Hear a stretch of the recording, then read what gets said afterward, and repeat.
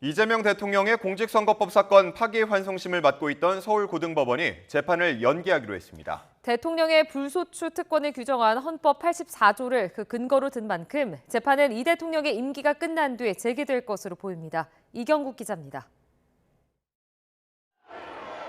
대법원의 유죄 취지 파기환송으로 서울고등법원에서 열릴 예정이던 이재명 대통령의 선거법 사건 파기환송심이 연기됐습니다. 앞서 대선 기간 이 대통령 측 요청에 따라 한 차례 기일을 변경했던 재판부가 오는 18일로 예정됐던 재판 날짜를 추후에 다시 지정하기로 한 겁니다. 서울고법 관계자는 파기환송심 재판부가 기일을 추후 지정하기로 했다며 헌법 84조에 따른 조치라고 설명했습니다. 헌법 84조에는 대통령의 불소추 특권이 규정돼 있습니다.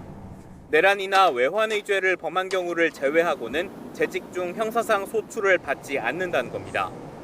형사상 소추에 진행 중인 재판이 포함되는지를 두고 이어져 온 논란에 대법원은 재판부가 결정할 문제라는 입장을 밝혀왔는데 각 재판관이 알아서 그걸 진행해야 되는 거죠? 현재 구조상으로는 그렇게 볼 수밖에 없습니다. 파기환송심 재판부는 임기 내 재판을 진행하기는 어렵다고 판단한 것으로 보입니다. 파기환송심 재판부가 가장 먼저 입장을 밝힌 가운데 위증교사 혐의 항소심과 대장동, 쌍방울 대북송금, 법인카드 유용 의혹 등 다른 사건 재판부가 어떤 판단을 할지에도 관심이 쏠립니다. 다만 민주당이 대통령 당선 시 재판을 멈추도록 하는 형사소송법 개정안을 통과시킨다면 재판부 판단과 상관없이 재판은 중지될 전망입니다. 일각에선 개정안이 통과되더라도 이에 대한 헌법 소원이 제기돼 헌법재판소가 임기 내 재판 진행에 대한 최종 판단을 하게 될 수 있다는 분석도 나옵니다. YTN 이경국입니다. 서울고등법원 재판부의 이재명 대통령 파기환송심 기일 연기 결정을 두고 여야는 엇갈린 입장을 냈습니다. 민주당은 환영의 뜻을 밝히면서도 개별 재판부 판단인 만큼 현직 대통령의 재판을 정지하는 입법을 계속 추진하겠다고 예고한 반면 야당은 사법부 권력에 굴복했다고 날을 세웠습니다. 강민경 기자입니다. 민주당은 이재명 대통령의 공직선거법 파기환송심 날짜를 재판부가 추후 지정으로 바꾼 데 대해 지극히 당연한 결과라고 강조했습니다. 대통령 불소추 특권을 명시한 헌법 84조에 따라 재임 기간만큼은 민생에 집중할 수 있도록 조치했던 겁니다. 그러면서도 사법부 차원이 아닌 개별 재판부 판단이란 점을 정조준했습니다. 이 대통령에게 공선법 외 다른 재판도 있는 만큼 대통령 재직 기간 형사재판 절차 정지를 법으로 규정하는 형사소송법 개정안 처리를 계속 추진하겠다는 뜻을 재확인했습니다. 헌법 해석에 있어서 자의성이라는 측면에서 보면 법원이 명확하게 그 문제에 대해서 재판이 중단된다는 명확한 해석을 하는 게 필요하겠습니다. 임기 내 사법 리스크 논란이 없도록 못을 받겠다는 건데 민주당은 오는 12일 본회의에서 이 법안을 처리하는 방안을 유력하게 검토하고 있습니다. 형사소송법은 상정될 가능성이 높습니다. 조금 더 논의를 해봐야 될 것 같습니다. 반면 국민의힘은 사법부를 향해 집중 포화를 퍼부었습니다.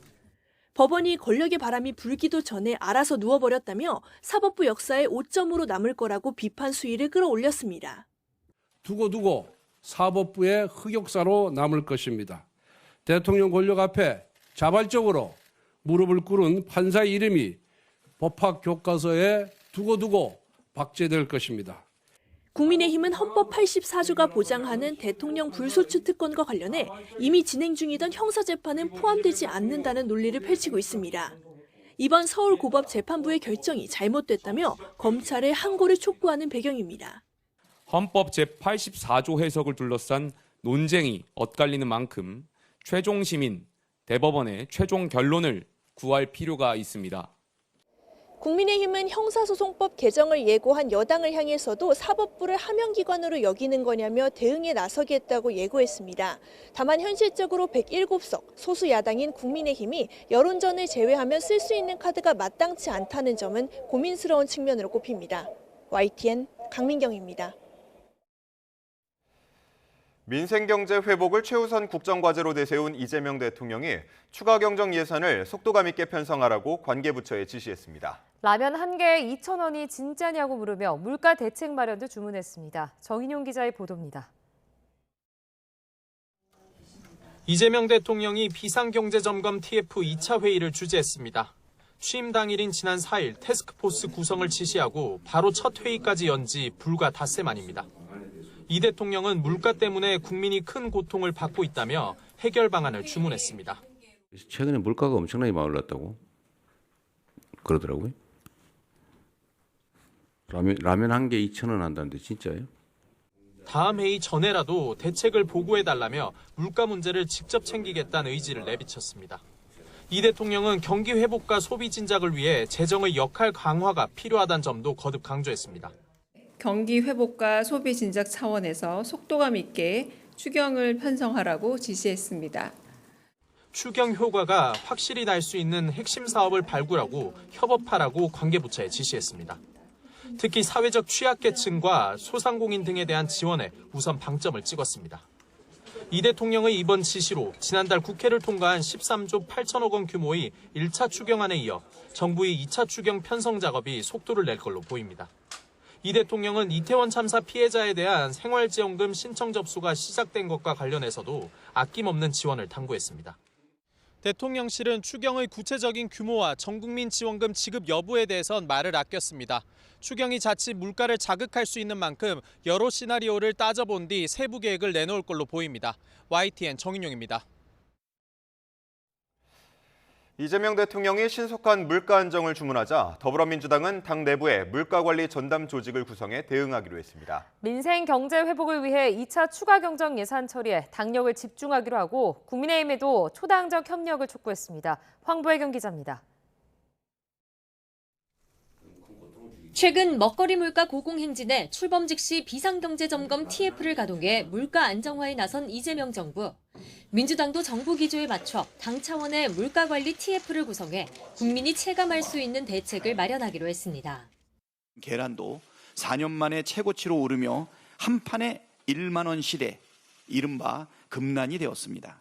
물가 안정이 곧 민생 안정의 출발점이 되어야 합니다. 물가 안정과 함께 경기 회복을 위한 2차 추경안 처리도 강조하고 나섰습니다. 35조 원 규모 추경을 주장해왔던 만큼 1차 추경 14조 원을 제외한 20조 원 규모가 예상됩니다. 또 전국민 25만 원 민생회복지원금 등 소비 진작책을 통해 경기 부양 효과를 노린다는 계획입니다.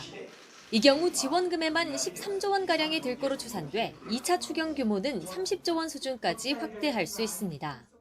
민주당 정책위 핵심 관계자는 YTN과의 통화에서 정부 재정 여건이 허락하는 한 추경 규모를 확대하는 게 바람직하다고 밝혔습니다. 민주당은 국민의힘을 향해 대선 기간 30조 원 규모 추경을 공약했던 만큼 초당적으로 협력하라고 압박했습니다. 전 국민 지역 화폐 지급을 비롯한 소비 진작 대책을 서둘러 시행하고 경제의 숨통을 틔워야 합니다. 신속한 추경 편성을 통한 민생 살리기에 야당도 적극 협조해 주기 바랍니다. 민주당은 다음 달 4일까지인 6월 임시국회안에 추경안 처리를 마무리하겠다는 방침입니다. 다만 민생회복 지원금을 두고 국민의힘이 포퓰리즘 정책이라 비판해왔던 만큼 추경안 처리 과정에서 여야 간 충돌도 예상됩니다. YTN 황보혜경입니다. 이재명 대통령이 취임 뒤 두 번째 국무회의를 주재합니다.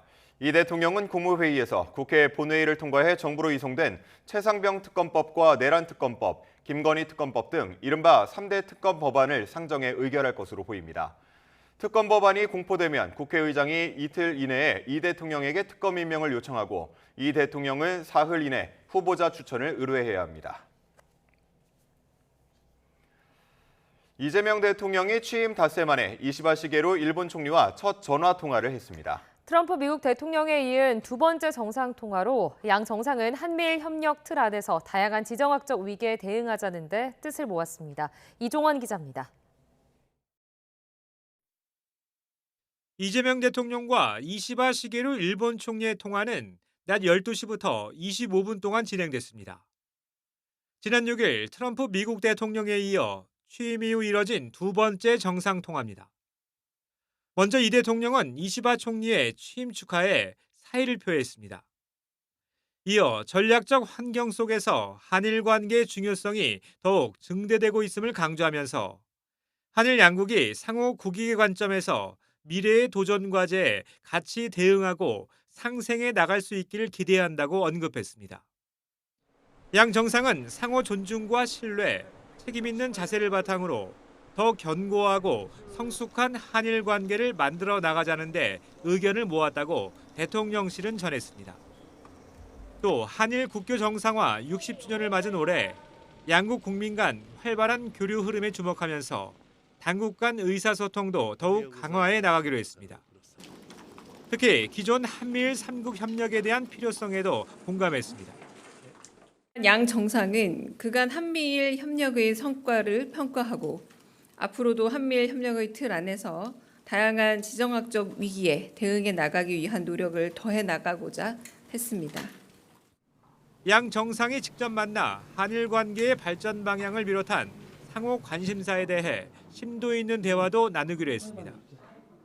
다만 통화에서 민감한 과거사 문제 등은 언급되지 않은 것으로 알려졌습니다.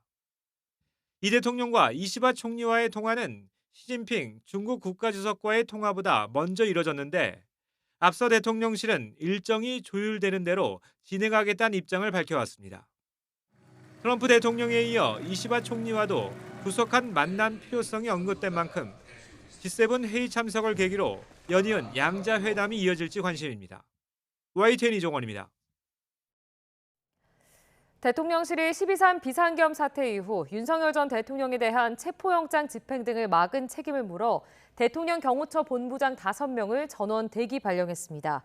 강유정 대변인은 어제 브리핑에서 인사위원회를 열고 이같이 결정했다고 밝혔습니다. 강 대변인은 경호처가 법원이 합법적으로 발부한 체포영장의 집행과 압수수색을 막아 사회적 혼란과 갈등을 초래했고 사실상 윤석열 전 대통령의 사병으로 전락해 국민적 공분을 샀다고 지적했습니다. 대통령 경호처는 이에 대해 이번 인사는 그동안 국민에게서 불신을 받았던 경호처를 과감히 쇄신하고 거듭나는 첫 단추라며 철저한 내부 점검을 통해 조직 쇄신을 계속해 나가겠다고 밝혔습니다. 국민의힘이 대선 패배 이후 당 쇄신 방안 등을 두고 의원총회를 열어 격론을 벌였지만 뚜렷한 결론을 내지 못했습니다. 차기 원내대표 선출을 앞두고 내홍 격화 우려가 커지는 가운데 이른 시일 내 의원총회를 다시 열고 수습책 논의를 이어갈 것으로 보입니다. 김철희 기자가 보도합니다. 대선 패배 뒤 두 번째로 열린 국민의힘 의원총회. 5시간 넘는 마라톤 회의에도 명확한 결론에 도달하진 못했습니다. 차기 지도부 선출을 위한 전당대회 시기와 관련해선 9월 전 개최에 다수 의원의 공감대가 모였지만 많은 분들께서 전당대회는 빨리 하는 것이 좋겠다라는 말씀을 해주셨습니다. 9월 이전 또는 8월까지 전당대회를 빨리 개최하는 것이 좋겠다. 김용태 비대위원장이 제시한 당 쇄신안 관련 파열음은 여전했습니다. 특히 대선 후보 교체 시도 과정을 들여다볼 당무감사 제안에 대해선 발언대에선 다수 의원이 부적절하다는 의견을 낸 거로 파악됐습니다. 윤 전 대통령 탄핵 당론 무효화에 대해선 친윤계를 중심으로 자기 정치를 한다는 비판이 나왔고 사퇴 촉구 목소리까지 분출했습니다. 사퇴해야 된다는 사람도 있고 재심을 했죠. 이렇게 하는 게 좋겠다. 다만 일부 의원은 김 비대위원장발 쇄신안에 당의 미래를 위해 충분히 검토해볼 수 있는 사안이라고 힘을 보탰습니다. 이제는 과거와 단절해야 한다거나 친윤계는 이 선으로 물러나야 한다는 의견도 제기됐습니다. 아직도 친윤들이 그 역사 앞에 어떤 잘못을 했는지 대해서 인식을 잘 못하는 거 아닌가. 내용 확산 기류에 김 위원장은 본인 거취와 전당대회 개최 여부, 탄핵 반대 당론 무효 등을 묶어 당원에게 의사를 묻자는 역제안을 던졌는데 다수 의원은 적절치 않다고 선을 그었습니다. 쇄신안을 둘러싼 갈등의 불씨가 차기 원내대표 선출 과정으로까지 번질 경우 내부 균열이 확산할 수 있다는 지적 속에 국민의힘은 다시 의원총회를 열어 추가 논의를 진행한다는 계획입니다. YTN 김철입니다.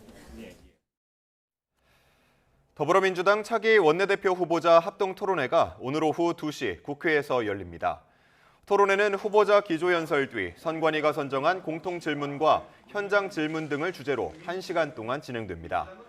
민주당은 앞서 추첨을 통해 기호 1번 김병기 의원과 기호 2번 서영교 의원을 원내대표 후보로 확정했습니다. 원내대표 선출을 위한 권리당원 온라인 투표는 모레부터 이틀 동안 진행되며 13일 의원 투표를 거치게 됩니다. 미국과 중국 간 고위급 무역 협상이 영국 런던에서 진행되고 있습니다. 네, 그동안 서로를 압박해온 히토류, 첨단 기술 등 수출 제한에 대해 집중 논의하고 있는 것으로 알려졌는데요. 뉴욕지국 연결해서 자세한 소식 알아보겠습니다. 이승윤 특파원, 미중 무역 협상에서 수출 통제가 주요 의제로 올라왔죠? 네, 그렇습니다. 미국과 중국이 산업의 필수적인 원료와 기술이 상대국으로 수출되는 걸 막기 위해 시행한 수출 통제 문제를 주요 의제로 영국 런던에서 고위급 무역 회담을 진행하고 있습니다. 이는 트럼프 대통령이 시작한 관세 전쟁에서 미중 양국이 압박 카드로 활용한 수출 통제가 핵심 갈등 현안으로 부상한 데 따른 겁니다. 미국 스콧 베센트 재무장관과 하워드 러트닉 상무장관, 제이미슨 그리어 USTR 대표가 중국의 경제 실세인 허리펑 국무원 부총리와 회담을 진행하고 있습니다. 앞서 양국은 지난달 10일에서 11일 스위스 제네바에서 열린 고위급 무역 협상회에서 90일 동안 서로 관세를 115%포인트씩 낮추기로 합의했습니다. 또 중국은 미국의 상호 관세 대응에 시행한 비관세 조치를 해제하기로 했는데 미국은 중국이 핵심 광물과 히토류의 수출 통제를 유지하고 있다면서 중국의 합의 위반을 주장해왔습니다. 세계 히토류 공급을 사실상 지배하고 있는 중국은 이 히토류 광물 7종과 이를 활용한 영구 자석의 대미 수출을 사실상 전면 중단했습니다. 이들 광물을 수입해온 미국 자동차, 전자산업의 비상이 걸리자 트럼프 대통령은 지난 5일 시진핑 중국 국가주석과 이 문제를 논의하면서 중국발 공급망 차질을 막는 데 주력해왔습니다. 트럼프는 이번 회담이 매우 잘 진행될 것이라고 말했고 중국은 이 미중 정상 간 통화 이후 히토류의 대미 수출을 조건부로 허가했지만 아직 미국이 기대하는 이 수준에는 못 미친 것으로 보입니다. 백악관은 이 중국 핵심 광물의 대미 수출이 이전보다 빠른 속도로 이루어지고 있지만 스위스 제네바에서 합의했던 수준만큼은 아니라고 평가했습니다. 중국의 히토류 수출 통제에 맞서 트럼프 행정부는 항공기 엔진과 반도체 설계 소프트웨어, 특정 화학 물질, 원자력 발전소 설비에 중국 수출을 제한했습니다. 또 미국 상무부는 지난달 14일 전 세계 어디서든 중국 화웨이의 인공지능 반도체를 사용할 경우에 미국의 수출 통제 위반으로 간주하겠다고 경고했습니다. 중국은 이를 새로운 공격으로 간주하고 미국 측에 항의하면서 수출 통제 소통을 강화하고 법규에 맞는 무역을 촉진할 의향이 있다고 밝혔습니다. 이런 상황에서 제네바 무역협상 때는 미국 대표단에는 없었던 수출 통제를 총괄하는 러트닉 상무장관이 이번 협상에 참여하는 게 중국이 환영할 만한 신호라는 분석이 나오고 있습니다. 미중 회담 재개에 대한 전문가의 분석 들어보시죠. They both, I think, believe that a face-to-face meeting could be good to further clear the air about what is actually holding things back. Be the best way to get the countries to make some real meaningful progress as they go forward. 네, 미중 무역 긴장 완화에 대한 기대감에 뉴욕 증시가 동반 상승했다고요. 네, 그렇습니다. 우량주 중심의 다우존스 지수는 0.1% 정도, 대형주 중심의 S&P 500 지수도 0.2% 상승했습니다. 기술주 중심의 나스닥 지수는 0.4% 올랐습니다. 그만큼 증시에서 세계 1, 2위 경제 대국인 미국과 중국의 무역 협상에 대한 투자자들의 기대가 큰 것으로 풀이됩니다. 트럼프 행정부가 중국산 관세율을 145%에서 30%로 대폭 인하했고 관세 전쟁 휴전은 소비자 심리에 긍정적인 영향을 미쳤습니다. 실제로 5월 뉴욕 연방준비은행이 조사한 1년 기대 인플레이션이 33.2%로 전월 대비 0.04%포인트 하락했는데 관세전쟁 휴전의 여파로 풀이됩니다. GDS 자산 운용은 주식시장은 결국 무역 갈등이 해소될 것으로 예상한다면서 여름엔 주가가 2월 최고치를 뚫고 그 이상으로 올라도 놀랍지 않을 것으로 내다봤습니다. 반면 JP모건은 문제가 여전히 남아있다면서 무역 전쟁이 벌어지고 있고 경기 둔화 조짐도 보인다며 경계심을 늦추지 않았습니다. 실제로 미국 상무부가 발표한 4월 이 도매 재고는 9,087억 달러 수준으로 전월 대비 0.2% 증가해 관세 강화 전에 이 재고 급증이 물가 압력 요인으로 작용할 수 있다는 분석이 나오고 있습니다. 특히 제약과 의류, 자동차의 재고가 증가했는데 이는 이 고율의 관세 부과 시점 이전에 이 대량 수입과 재고 축적이 일어났음을 시사하고 있습니다. 지금까지 뉴욕에서 YTN 이승윤입니다. 미국 로스앤젤레스에서 트럼프 행정부의 불법 이민자 단속에 반대하는 시위가 나흘째 계속되고 있습니다. 트럼프 대통령은 주 방위군을 투입한 건 훌륭한 결정이었다며 개빈 뉴섬 캘리포니아 주지사를 비판했습니다. LA 현지 연결해서 이 시각 상황 알아보겠습니다. 홍상희 특파원, 시위가 나흘째로 접어들었는데요. 현장 상황부터 전해주시죠. 네, 저는 지금 LA 도심의 그랜드 공원에 나와 있습니다. 제 뒤로 보시면 시위대가 그야말로 수천 명이 모여서 함성을 지르고 있어서 지금 저는 앵커분의 목소리가 잘 들리지 않을 정도입니다. 약 2시간쯤 전부터 이곳에서는 전미 서비스 노동조합 캘리포니아 지부장인 데이비드 후에르타의 석방과 불법 이민자 단속 중단을 요구하는 시위가 진행이 되고 있습니다. 이 시각 현재 LA 도심은 경찰 병력이 주요 거리를 통제하고 경찰 핵이 여러 대가 감시에 나서서 이 긴장감이 감돌고 있습니다. 오전에는 학생들이 LA 시내 연방 건물 앞에서 시위를 벌이기도 했습니다. 제가 지금 들고 있는 유인물이 바로 후에르타 지부장의 모습인데요. 지난 6일 LA 시내 이민 단속 현장에 나왔다가 이민세관 단속국 ICE에 체포가 됐습니다. 당시 이민세관 단속국이 파라마운트 패션 지구와 창고지대에서 진행하던 불법 이민자 단속 현황을 지켜보던 중 체포돼서 현재 LA 메트로폴리탄 구치소에 수감이 돼 있습니다. 시위대는 후에르타의 즉각 석방 그리고 시위대에 대한 체포와 강경대응을 중단할 것과 함께 이민자 단속을 중단하라고 촉구하고 있습니다. 네, 많은 사람들이 모여 있다 보니까 중간중간 연결이 좀 고르지 못한 것 같은데요. 시청자 여러분의 양해를 부탁드리겠습니다. 자, 이번 LA 시위, 트럼프 대통령의 공약이었던 불법 이민자 단속으로 촉발됐는데요. 뉴섬 캘리포니아 주지사와 충돌하는 모양새라고요. 네, 말씀하신 대로 개빈 뉴섬 캘리포니아 주지사는 차기 민주당 대선 주자로 부상하고 있습니다. 뉴섬 주지사는 트럼프 대통령이 주 방위군의 통제 권한을 가진 자신이 요청하지 않았는데도 이 배치를 명령해 시위를 격화시켰다고 비난하고 있습니다. 뉴섬 주지사는 X에 올린 글에서 이 상황은 트럼프가 원했던 것이라고 강조하고 트럼프에 대해 소송을 제기할 것이라고 밝혔습니다. 이에 트럼프 대통령도 맞받았습니다. 오늘 아침 백악관에서 기자들과 만나 이 국경찰인 톰 호먼이 불법 이민 단속을 방해할 경우에 뉴섬 주지사와 카렌 베스 LA 시장을 체포할 거라고 말한 데 대해서 자신이라면 체포하겠다고 말했습니다. 직접 들어보시겠습니다. I would do it if I were Tom. I think it's great. Gavin likes the publicity, but I think it would be a great thing. He's done a terrible job. Look, I like Gavin Newsom. He's a nice guy, but he's grossly incompetent. 네, 주 방위군을 배치한 것에 대해서도 트럼프 대통령은 폭동 대처를 위해 주 방위군을 파견한 건 훌륭한 결정이었다고 말했습니다. 뉴욕타임스는 트럼프 대통령이 불법 이민자 단속에 반대하는 LA 시위대에 강력히 대응하면서 이 정치적 기회를 보고 있다고 분석했습니다.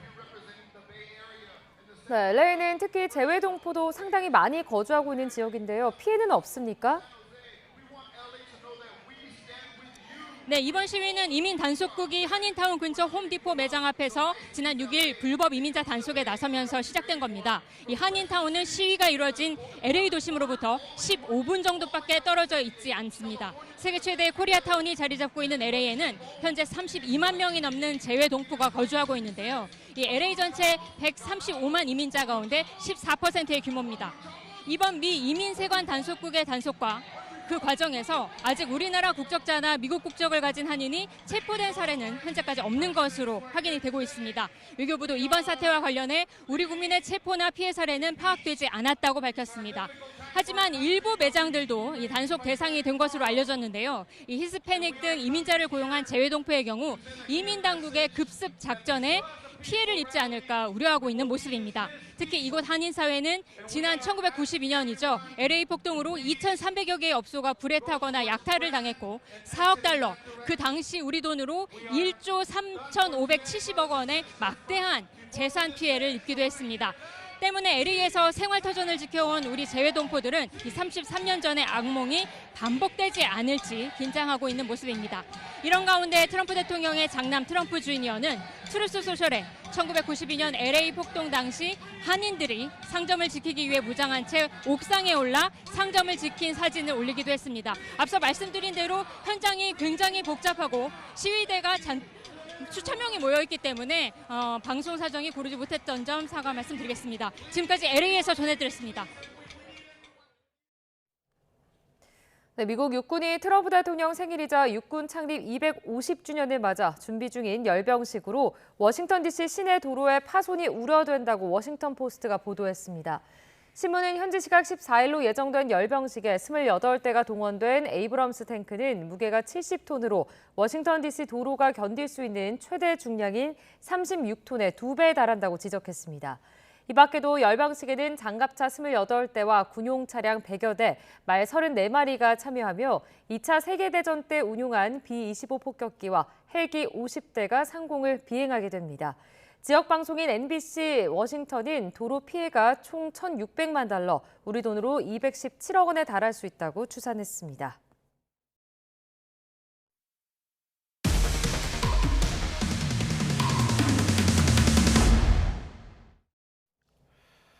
YTN이 보도한 고1 전국연합학력평가 답안 유출 사건과 관련해 경찰이 본격 수사에 착수했습니다. 위계에 의한 공무집행 방해 혐의를 적용했는데 조만간 유출 정황이 포착된 SNS 대화방에 서버 확보를 시도할 것으로 보입니다.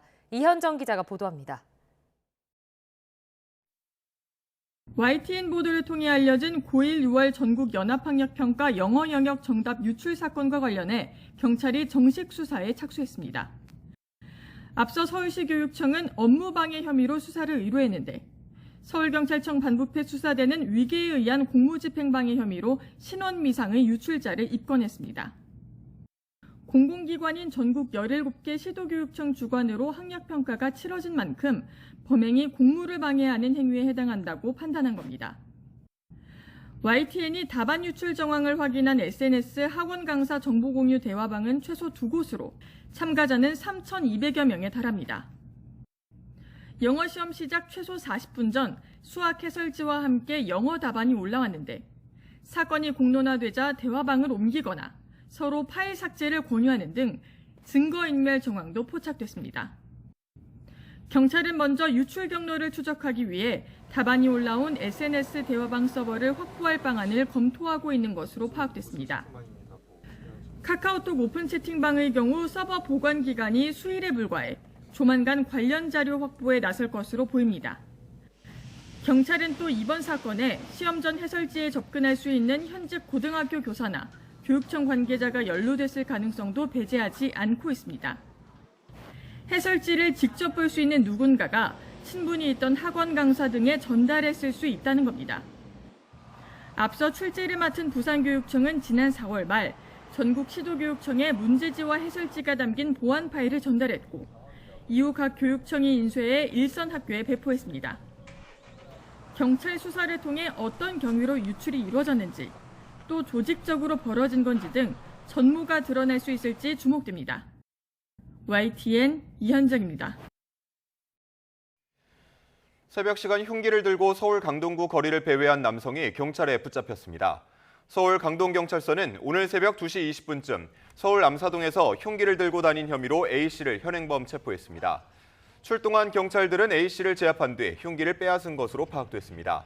다친 사람은 없는 것으로 전해졌는데 경찰은 A씨를 상대로 정확한 범행 경위와 동기 등을 조사할 방침입니다. 한 줄 뉴스입니다. 어젯밤 11시쯤 인천 용현동에 있는 단독주택에서 불이 나 건물이 모두 탔지만 다친 사람은 없었습니다. 어제 오후 4시 반쯤 괌 국제공항을 출발해 인천으로 향하던 대한항공 여객기가 상승 도중 경고등이 켜지면서 다시 회항했습니다. 대통령 경호처를 사칭해 대통령이 방문할 예정이라며 식당을 예약하고 와인을 대신 구매해달라고 요청하는 이른바 노쇼 사기 의심 신고가 접수돼 경찰이 수사에 나섰습니다. 서울 중랑경찰서는 어제 새벽 인사를 하지 않는다는 이유로 말다툼을 벌이다 지인에게 흉기를 휘둘러 크게 다치게 한 60대 남성 A씨를 현행범 체포했습니다. 서울 용산경찰서는 술을 마시고 운전한 혐의로 30대 남성 주한미군 A씨를 입건해 조사하고 있습니다. 경기 화성 동탄경찰서는 음주 사고를 낸 운전자에게 돈을 요구한 혐의를 받는 견인차 기사 A씨를 적발해 조사하고 있습니다. 어제 오전 11시 5분쯤 전북 군산시 옥서면의 도로를 달리던 승합차가 전신주를 들이받아 50대 남성 운전자가 숨졌습니다. 경기 분당경찰서는 미성년 자녀 앞에서 아내의 머리에 불을 붙이려 한 40대 남성 A씨를 붙잡아 조사하고 있습니다. 대구 중부경찰서는 오피스텔에서 성매매 업소를 운영한 혐의로 50대 업주 A씨와 여성 8명, 성매수 남성 40여 명을 불구속 입건했습니다. 지금까지 한 줄 뉴스였습니다.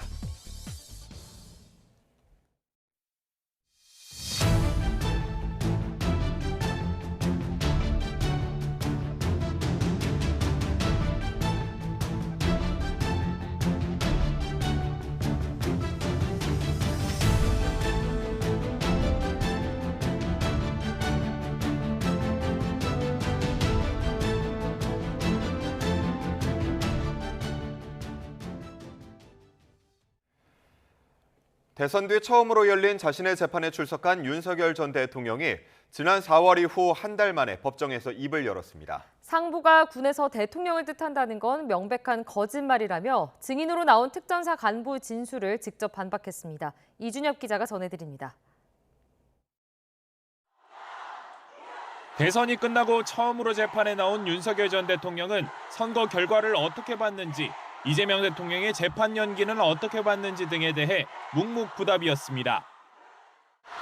대선 결과 어떻게 보셨나요? 거부권 행사했던 특검 출마 앞두고 있는데 어떤 입장이십니까? 국회의원 끌어내라는 짓이 진짜 안 하셨습니까? 그러나 이상현 전 특수전사령부 1여단장이 지난 5차 공판에 이어 곽종근 전 특전사령관을 통해 윤 전 대통령으로부터 도끼로문을 부숴서라도 끌어내라는 지시를 받았다는 입장을 거듭 고수하자 지난 4월 2차 공판 이후 처음으로 발언 기회를 요청했습니다. 윤 전 대통령은 증인으로 출석한 이 전 여단장이 군에서 상부는 대통령을 포함한다고 말한 것은 명백한 거짓말이라고 주장했습니다. 또 대통령 지시가 내려온 장소로 지목된 화상회의는 계엄 당일 없었다는 취지로 반박했습니다. 윤 전 대통령 측과 검찰은 윤 전 대통령의 비화폰 서버에 대한 압수수색 영장 발부 필요성을 두고도 설전을 벌였습니다. 윤 전 대통령 측은 자료를 받을 필요성에 공감하지만 대상은 김용현 전 국방부 장관 등으로 기간은 지난해 12월 4일까지로 제한해야 한다는 의견을 낸 반면 검찰은 대통령 경호처가 압수수색에 불응한 전례가 있는 데다 압수수색 대상 기간도 최소한으로 설정한 것이라며 영장을 발부해달라고 강변했습니다. 이에 재판부도 영장 발부 여부에 대해 고민하겠다면서 검찰의 압수수색 기간과 대상을 다시 한번 구체화해 제출해달라고 요청했습니다. 윤 전 대통령의 내란 혐의 7번째 재판은 오는 16일 김철진 국방부 군사보좌관과 이재식 당시 계엄사령부 기획조정실장을 증인으로 불러 진행하기로 했습니다. YTN 이준엽입니다. 비상계엄 사태를 수사하는 경찰이 윤석열 전 대통령에 대해 자신의 체포를 저지하고 비화폰 기록을 삭제하도록 지시한 혐의로 소환을 통보했습니다. 경찰 특별수사단은 윤 전 대통령에게 지난 5일자로 피해자 신분으로 출석할 것을 요구했지만 불응하면서 오는 12일 출석해 조사를 받으라고 2차 소환 통보를 했다고 밝혔습니다. 지난 2월 대통령 경호처에 자신에 대한 체포영장 집행을 저지하라고 지시한 특수공무집행 방해 혐의로 윤 전 대통령을 입건한 지 석 달여 만입니다. 경찰은 또 윤 전 대통령이 지난해 12월 7일 김성훈 전 경호처장에게 군 사령관들의 비화폰 기록 삭제를 지시한 정황을 확인하고 대통령 경호처 법상 직권남용 교사 혐의로 윤 전 대통령을 추가 입건했습니다. 경찰이 윤석열 전 대통령에게 거듭 출석을 요구하는 건 내란 특검 출범 전 최대한 수사를 마무리하기 위한 것으로 보입니다. 윤 전 대통령이 계속 출석에 불응할 경우 경찰이 체포영장까지 신청할지 주목됩니다. 부장원 기자가 보도합니다. 경찰은 대통령 경호처의 체포방해와 계엄 직후 비화폰 기록 삭제를 지시한 정점에 윤석열 전 대통령이 있는 것으로 보고 대면 조사가 필요하다는 입장입니다. 윤 전 대통령이 소환행한다면 전직 대통령이 경찰에 출석한 첫 사례가 됩니다. 하지만 전직 대통령이 경찰 조사를 받은 전례가 없고 현재 매주 형사재판을 받고 있다는 점을 이유로 윤 전 대통령 측이 소환에 불응할 가능성이 적지 않습니다. 일반적으로 수사당국은 피의자가 소환 요구에 3차례 불응하면 신병 확보에 나서는 만큼 윤 전 대통령이 계속 출석하지 않으면 경찰이 체포영장 신청까지 검토할 수 있다는 전망도 나옵니다. 이미 경호처 관계자 등을 상대로 광범위한 조사를 마쳐 윤 전 대통령 조사를 더 이상 지체할 필요가 없다는 입장인데 내란 특검 출범에 대비해 막바지 수사에 박차를 가하는 것으로 보입니다. 특검이 출범하면 그동안의 수사 내용을 이첩해야 하기 때문인데 특수단 관계자는 특검법이 아직 공포되지 않은 만큼 최선을 다해 최대한 수사하고 있다는 입장을 밝혔습니다. 특수단은 또 경호처로부터 확보한 비화폰 서버 기록과 계엄 당시 국무회의장 CCTV 등에 대한 분석도 대부분 마쳤습니다. 이 과정에서 김용현 전 국방부 장관과 함께 비상계엄을 사전 모의한 혐의를 받는 노상원 전 정보사령관의 비화폰 정보가 지난해 12월 5일 삭제된 사실을 확인하고 경위를 조사하고 있습니다. 지난달 30일에는 조규용 보건복지부 장관과 김영호 통일부 장관을 내란 혐의 피의자 신분으로 재소환했는데 다른 국무위원들을 상대로도 조사 일정을 조율하고 있습니다. YTN 부장원입니다. 제38주년 60 민주항쟁 기념식이 오늘 오전 10시 새로 개관하는 서울 남영동 민주화운동기념관에서 열립니다. 민주화운동기념관은 옛 남영동 대공분실을 민주화운동을 기리는 기념관으로 바꾼 것으로 이번 기념식에서는 개관식도 함께 열릴 예정입니다. 이번 행사 주제는 다시 민주주의로 민주화운동 관계자와 유가족 등 200여 명이 참석해 민주화운동의 역사와 가치를 되새길 예정이라고 행정안전부가 밝혔습니다. 정식 개관하는 남영동 민주화운동기념관이 누구보다 남다르게 느껴지는 사람들이 있습니다. 40여 년 전 남영동에서 고문 피해를 입은 유동우 씨는 오늘 민주주의가 있기까지의 역사와 의미를 기억해야 한다고 강조했습니다. 배민혁 기자가 현장에 다녀왔습니다. 짙은 회색빛 벽돌과 좁고 긴 창문이 눈에 띄는 건물 서울 남영동 대공분실입니다. 7, 80년대 노동운동과 민주화운동의 중심에 있던 유동우 씨는 1981년 8월 예비군 훈련을 받다가 갑작스럽게 남영동으로 끌려왔습니다. 그 수사관이 권총을 갖다가 내 옆구리에 탁 대면서 소리 지르거나 도망가면 이걸 갈겨버릴 거야 그래. 유 씨는 평생을 노동자로 살아왔는데 어느 순간 빨갱이로 몰렸습니다.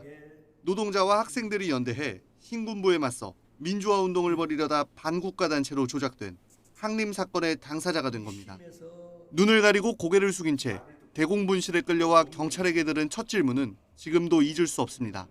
첫 번째 질문이 뭐냐? 너 공산주의자지? 공산주의자 아닌데요? 그랬더니 그럼 너 사회주의자야?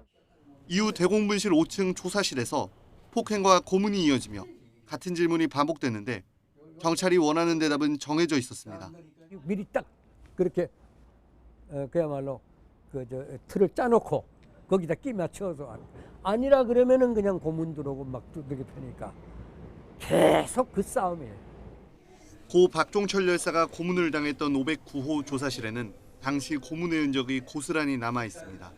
몸을 움직일 수 없게 바닥이 고정된 의자, 물고문을 위한 욕조, 바깥세선과 차단된 좁은 창문까지 지금도 그때의 참혹함이 느껴집니다. 허위 자백을 하지 않으면 3층 특별조사실로 끌고 갔는데 여기에도 사람을 구타하고 정기고문하기 위한 장치들이 남아 있습니다. 유 씨는 이런 대공분실에 불법 구금된 한 달 동안 고문으로 3번이나 병원에 실려갔고 몸과 정신이 피폐해졌습니다.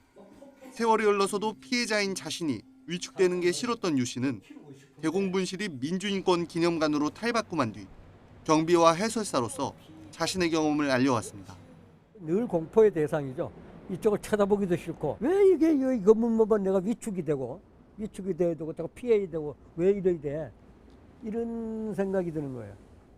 이렇게 아픈 역사를 간직한 대공분실이 민주화 운동 기념관으로 정식 개관했습니다.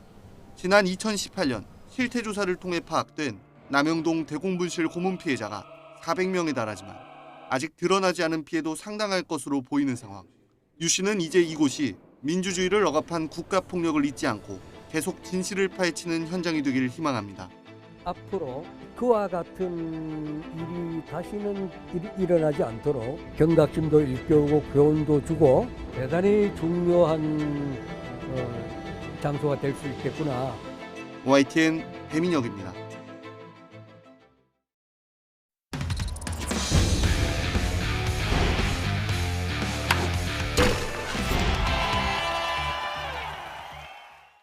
인기 그룹 BTS가 이번 달 군 복무로 인한 공백기를 끝내고 팬들 곁으로 돌아옵니다. 먼저 오늘 RM과 B가 전역하고 내일 지민과 정국이 뒤를 잇습니다. 신지원 기자가 보도합니다. 지난해 6월 BTS 멤버들 가운데 처음 군 복무를 마친 진이 늠름한 모습으로 격례합니다. 색소폰 연주를 하며 등장한 RM 등 다른 멤버도 휴가를 내 맏형의 전역을 축하했습니다. 10월엔 제이홉이 바통을 이어받았는데 진이 전역 행사 때 직접 마이크까지 들어주며 끈끈한 우정을 과시했습니다. 이 나라를 위해서 많은 것들을 하고 있으십니다. 그래서 큰 응원과 성원 그리고 사랑 주셔서 감사합니다. 그리고 이번엔 멤버 RM과 B가 같은 날 전역합니다. B는 육군 2군단에서 RM은 육군 15사단에서 복무 중입니다. 다음 날엔 동반 입대 뒤 육군 5사단에서 국방의 의무를 다한 지민과 정국이 민간인 신분이 됩니다. 사회복무 요원인 휴가까지 오는 21일 소집 해제되면 멤버 7명 전원이 군 공백기를 끝내게 됩니다. 당장 제이홉은 오는 13일과 14일 앙코르 콘서트, 진은 28일과 29일 첫 단독 팬 콘서트를 열며 아미들과 만납니다. 이번에 전역하는 멤버들 준비 시간이 필요한 만큼 BTS 전체가 함께하는 완전체 모습을 보기까진 시간이 다소 걸릴 것으로 보입니다. YTN 신지원입니다. 오늘 아침 출근길 비교적 선선한 날씨를 보이고 있지만 낮 동안에는 더위가 이어지겠습니다. 서울 한낮 기온은 26도로 습도가 높아 체감상 더 덥게 느껴지겠고요. 또 영남 지방을 중심으로는 기온이 33도 안팎까지 치솟겠습니다. 더위에 지치지 않도록 유의하셔야겠습니다. 오늘은 오전까지 대부분 구름 많거나 흐린 가운데 서해안을 중심으로는 안개가 매우 짙게 끼겠습니다. 또 제주도는 오전까지 5에서 20mm의 비가 내리겠고 중부 곳곳으로는 5mm 미만의 비나 빗방울이 떨어질 수 있겠습니다. 현재 기온 살펴보겠습니다. 현재 서울 기온 19.9도, 대전은 19.7도로 출발하고 있고요. 낮 기온도 살펴보면 서울이 26도, 대전과 광주 29도, 대구는 33도까지 오르겠습니다. 모레 제주도를 시작으로 주 후반에는 충청 이남 지방에 비가 내릴 전망입니다. 날씨였습니다. 이상으로 뉴스타트 1부 마칩니다. 잠시 후 2부가 이어집니다. 함께해 주신 여러분 고맙습니다.